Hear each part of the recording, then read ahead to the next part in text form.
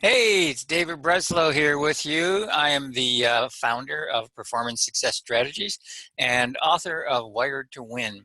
So I want to welcome you to today's version of Dose of David. And today I would like to talk about what I consider to be the lost art of listening. Everybody knows how important listening is. Everybody says it. It's kind of like the real estate thing. What's most important? Location, location, location. Well, what's most important when it comes to human interaction?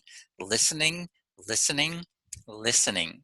But it's interesting to me over the years, it feels like to me, my sense is that people are listening less and less and less effectively over the years. Why that's happening? Not really sure. I'm sure could be a whole bunch of psychological studies offering some possible reasons as to why that might be happening. But consider this, and this is true for all of us. The reality is we all have a set of tapes running in our mind, and we have a set of experiences and likes and dislikes and beliefs and so on and so forth.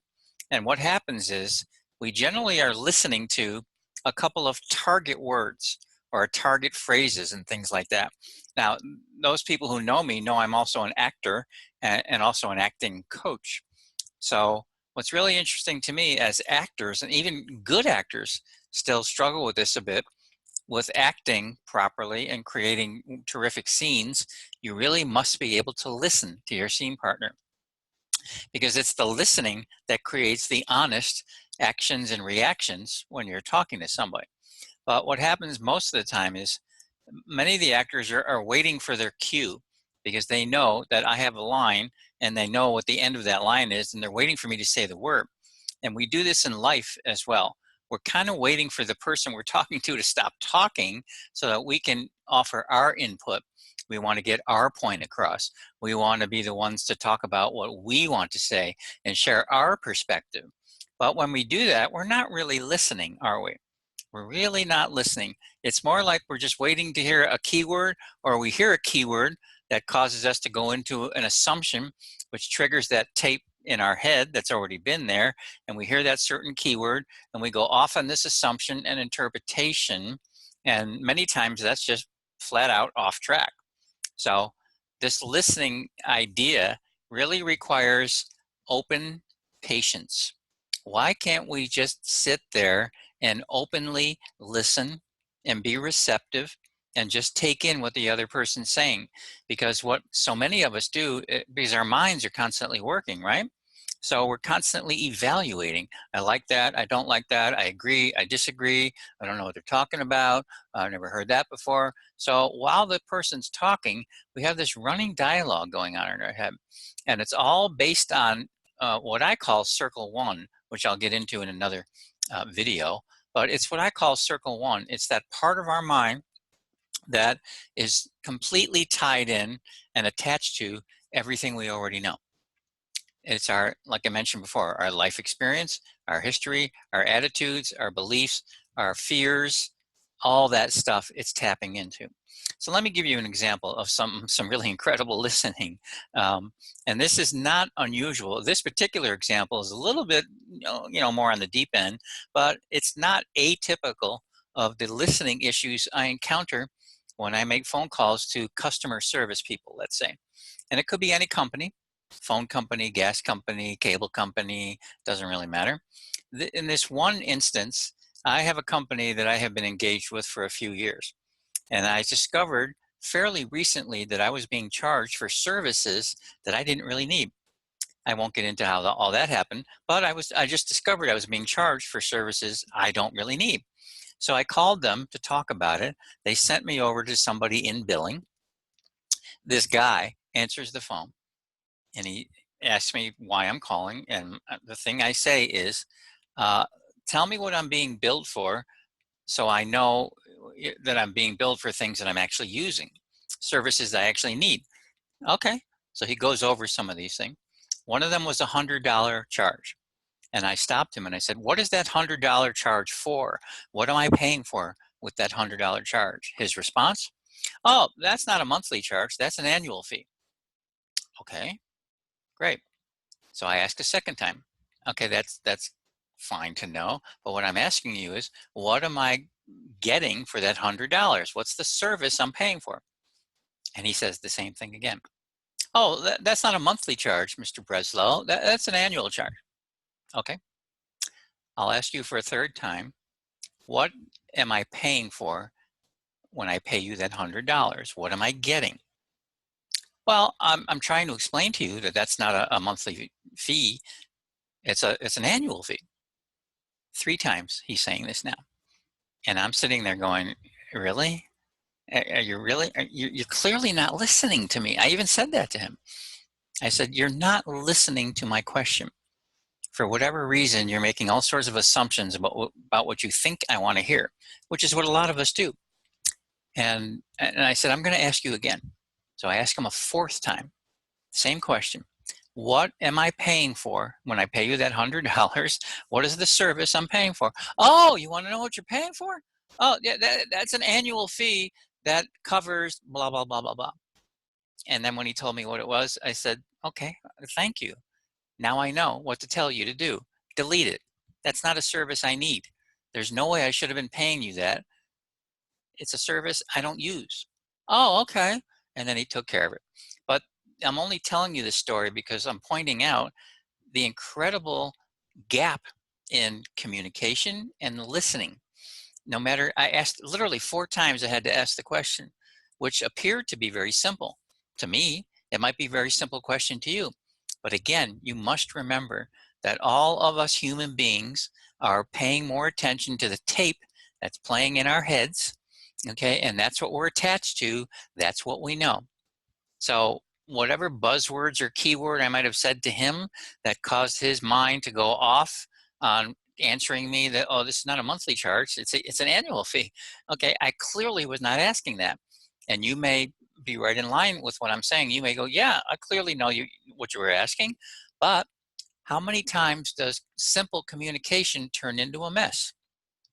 This happens fairly frequently, honestly, not to this degree, but when I'm calling customer service people and I'm talking to other people out in the world, many, many times the conversation starts here and all of a sudden it moves over there because the person is hearing not just what they want to hear, but they're hearing what they're used to hearing. You know, some people get accused of what they call selective listening. You only hear what you want to hear, but I don't think it's that nearly as much as you're hearing what you're used to hearing. And it's almost so automatic, it's like you don't even have a choice. You hear these certain words, these buzzwords, these words that cue you off to go in a particular direction, excuse me, and off you go. And that's just what human beings do. So that's why it's really important to check in and confirm.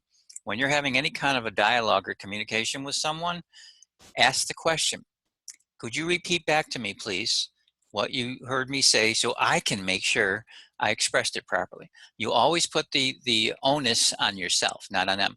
You don't want to say, so I can make sure that you got it right. Now, because people are going to get defensive with that. You always want to say, can you repeat it back to me? I want to make sure I expressed it to you properly for my clarity's sake. See the difference? Now I'm not attacking you. I'm not saying, tell me what you thought you heard me say, so I make sure that you got it. Because some people will take that very badly, depending on the tape that plays in their head. They'll think you're calling them stupid. Believe it or not, you know it. You've probably been in that scenario before. It's just what human beings do.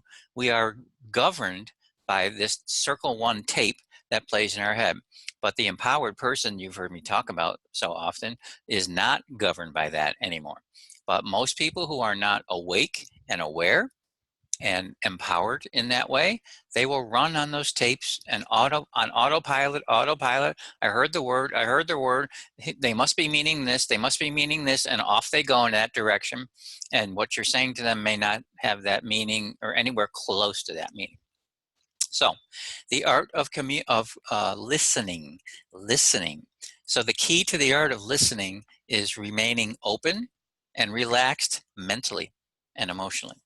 Why can't we just sit there and listen and take in what the person is saying?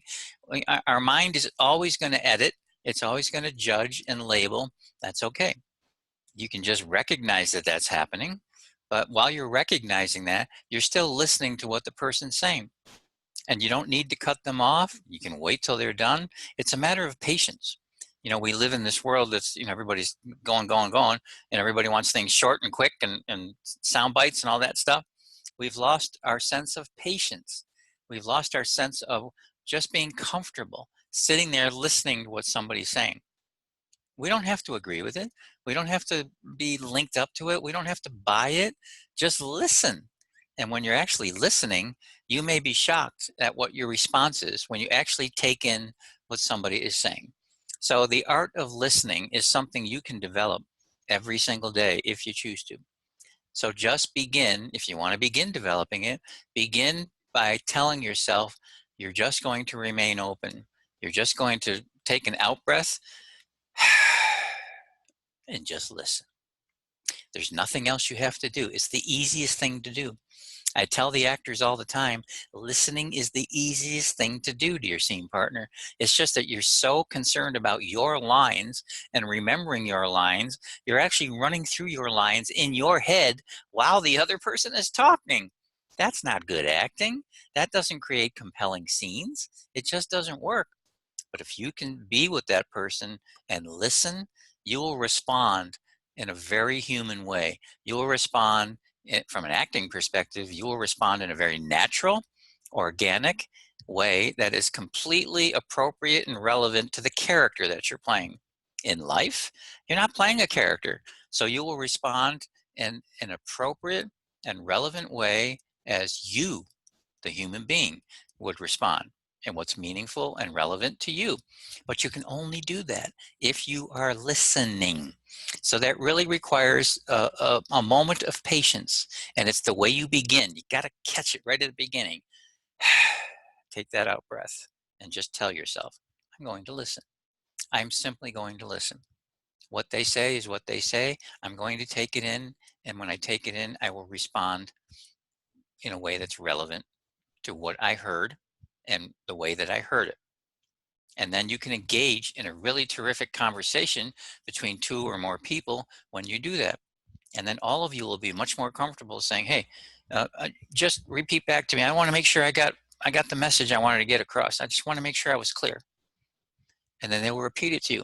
And if they repeat something that you weren't intending to say, you have an opportunity to elegantly bring that to light and just very simply say, no, I didn't mean it to come out that way. What I meant was blah, blah, blah, blah, blah. And now everybody's kind of in this great conversation and things are much more clear.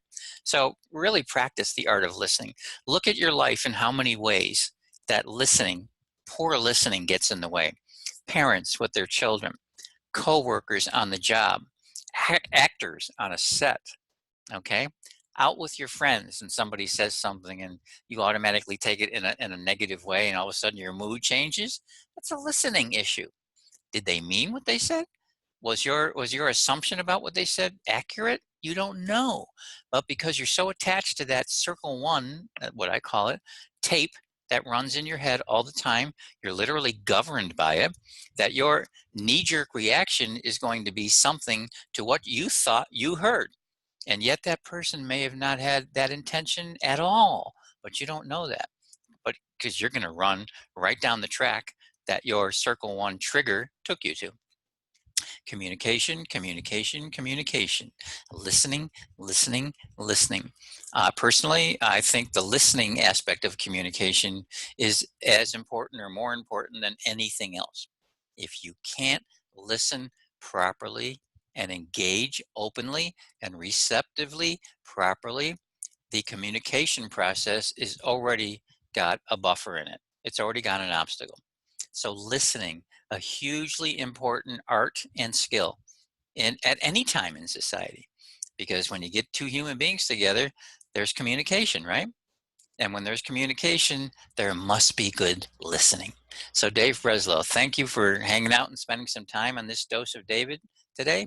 You're more than welcome to visit me at www.davebreslow.com and look at the free stuff I got there for you. Got a nice cool training video on empowerment. All free. Everything there is free. So once again, thanks for hanging out with me. I appreciate it, and I will talk to you very, very soon. Go off and listen well. Thank you. Take care.